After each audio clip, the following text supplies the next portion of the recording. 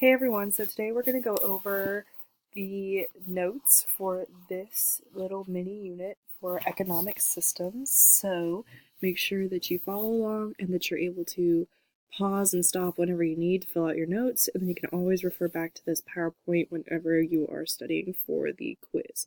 Alright, so the first thing that we have is that economies vary when it comes to the government involvement. So the relationship between the government and the economy has been debated for a really long time, and how involved they should be, shouldn't be. So what we're going to look at is the various ways that different governments have decided to run their economies and how they accomplish it on a daily basis. So the essential question is, what role should the government play in the economy? Should they be more hands-on, hands-off? Should they control everything, some things? And that's really what we're going to look at today with the three different kinds that you're going to learn about. So, understanding economic systems. So, first definition would be economics. So that is the social science that analyzes the production, distribution, and consumption of goods and services. So we are more worried about what's being made, bought, sold, how it gets there, and that is all tied in with economics. So there's many different types of economies and economic systems in the world, but we're going to look at like the big three, and this helps formulate our understanding of American history. And we're going to look at several historic examples of policies presidents have come up with in response to the economy. Okay, so the first one and the most obvious is capitalism, or they will also call it free market on your exam.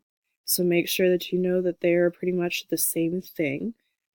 So capitalism is an economic system in which factories, equipment, or other means of production are privately owned rather than controlled by the government. So you own your own business. People can own their own businesses in capitalism. The government doesn't own them. You do. An example that's the best example would be the United States. They have capitalism in the UK, like those big free market economies. So the competition is the essence of capitalism. So think about it, capitalism and competition. They breed new ideas. So you're competing. Like PlayStation is competing against Xbox, which is competing against Nintendo. Everybody is wanting to be better than each other and offer different things for different products to make people want to buy it. Okay. Another big idea for capitalism is laissez-faire. That means the idea that the free market through supply and demand will regulate itself if the government doesn't interfere. So laissez-faire is French for hands off.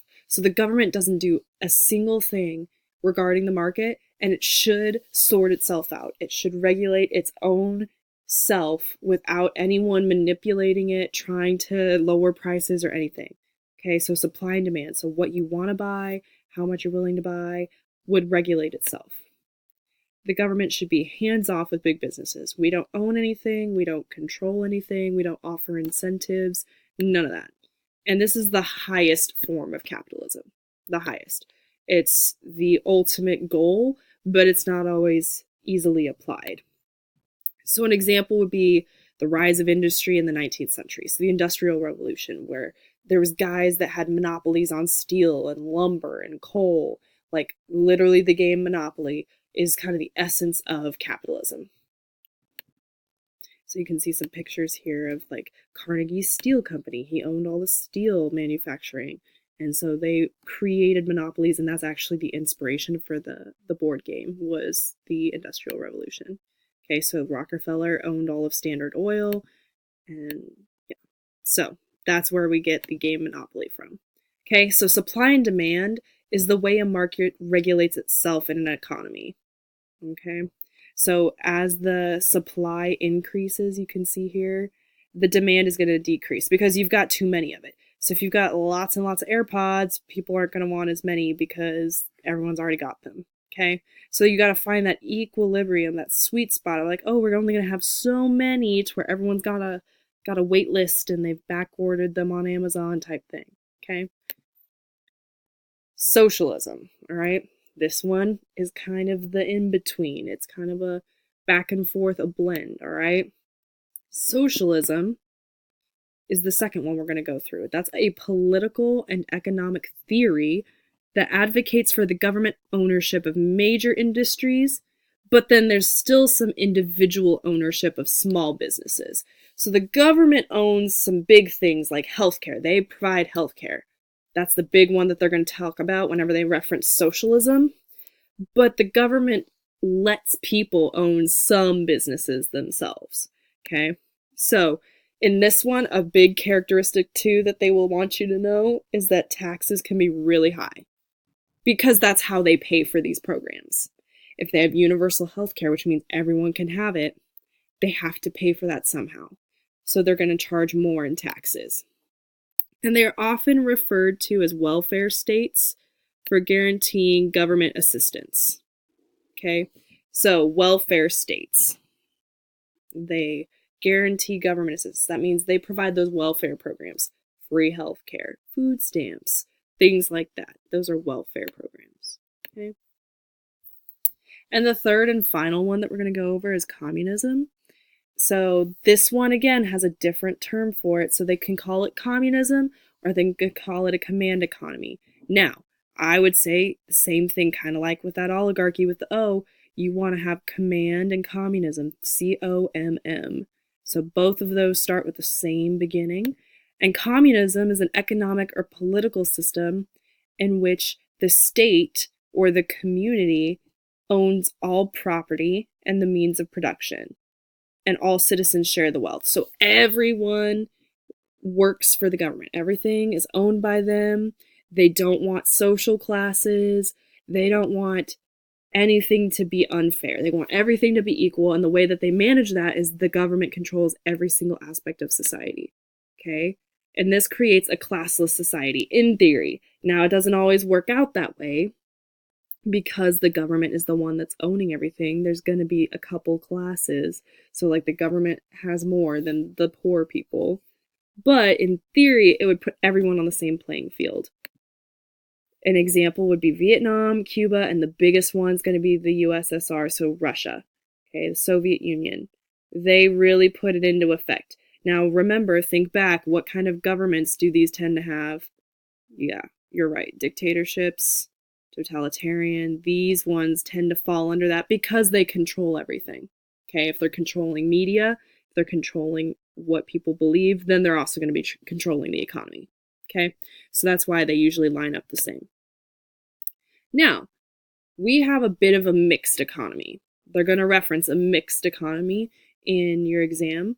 So we mostly have that free market. We let people buy, sell, do what they want, but we have some elements of a command economy. So we have some things that the government does control or manipulate because they want to keep unemployment down or they want to regulate the economy a little bit. Okay? So these three things are some features of our free market, of capitalism, of having the ability to choose and make choices. So the first one is economic freedom. That's when individuals have the right to choose. They get to choose what they want to buy, what they want to sell, if they want to work, if they don't want to work. The second aspect is competition. There's more than one person that's producing a good or a service. There's like 12 different fast food places. You can go to Taco Bell, you can go to McDonald's, Wendy's.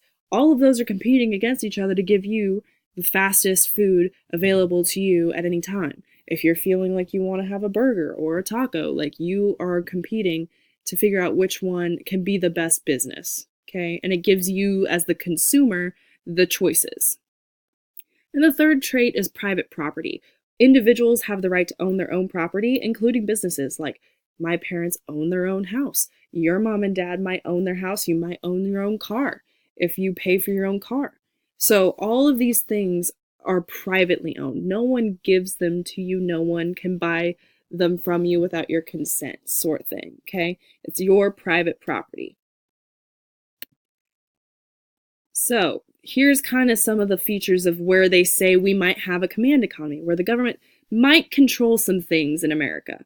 Okay, so the first one is that there's some government regulation of business. So we make sure there's not too many hours worked, like child labor laws. We have that, where the government controls how long you can work at age 16.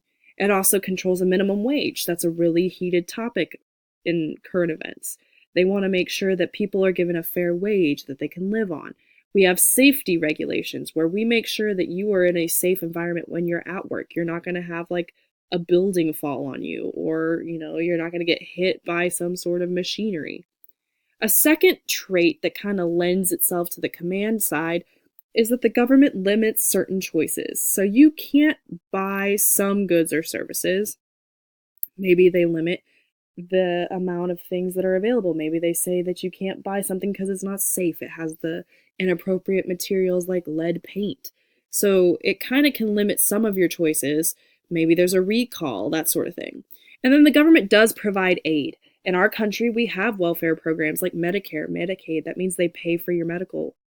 They sometimes have welfare programs like Social Security. They've got food stamps. They've got Section 8 housing where you can get cheaper housing so that you can live somewhere more comfortably. So those are some of the programs that we have that our government does regulate. So that's why they say we have a mixed economy. We kind of have a blend of the two, okay?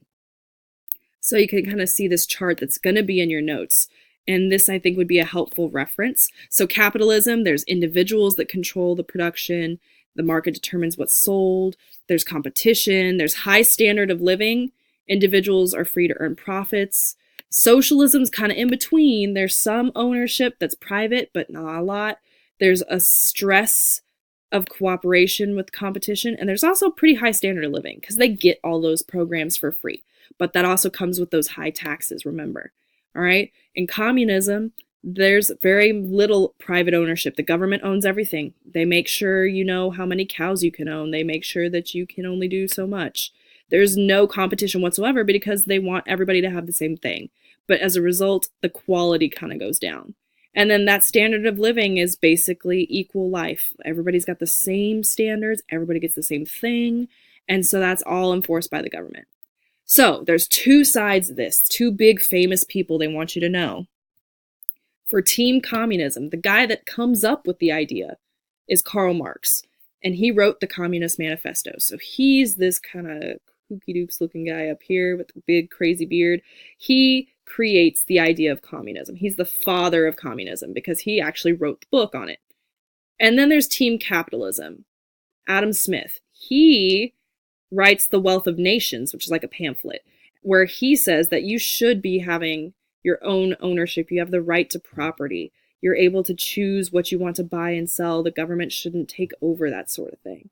Okay, so obviously Adam Smith came before Karl Marx, but they both kind of find those sides of things. Team communism, team capitalism. So they will ask you about them on your test too. Okay, so now that you guys have kind of gone over this, you're able to see what you need in your notes, and the next step for you is to make sure that you get everything down that you need. Feel free to go back and re-listen if you haven't caught all of it, but this is kind of the essence of what we're going to do. And then as the unit builds, we're going to go over other things that apply these ideas. So in the free market economy, we've had presidents that have leaned more socialist. We've had presidents that have leaned more conservative, and we'll look at that with Reaganomics. We'll look at the New Deal. We'll look at the Great Society under Lyndon B. Johnson in the 60s. All of these things are going to play into it, and then we'll talk about some other key ideas. But so far, this is what you really need to know for your test, so make sure you get everything down. Okay? Have a good day.